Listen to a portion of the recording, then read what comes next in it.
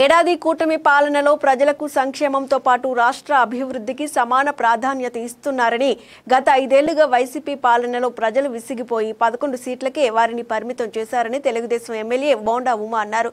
రాష్ట్రంలో కూటమి ప్రభుత్వం ఏర్పాటై ఏడాది పూర్తయిన సందర్భంగా ఆయన విజయవాడలో మీడియాతో మాట్లాడారు.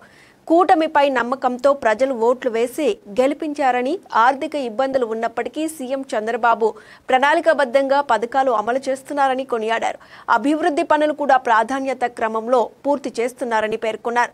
గత ప్రభుత్వంలో ఉన్న రోడ్లు, ఈ ఏడాది పాలనలో ఉన్న రోడ్లు చూస్తేనే ప్రజలకు అర్థమవుతోందని బోండా ఉమా అన్నారు.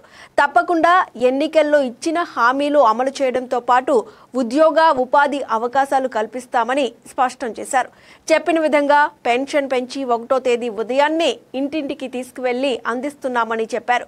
అన్నా క్యాంటీన్ ద్వారా పేదల ఆకలి నింపుతూ వారి కళ్లలో ఆనందం చూస్తున్నామని, ప్రతి మహిళకు 3 గ్యాస్ సిలిండర్లు ఉచితంగా ఇస్తున్నామని చెప్పారు.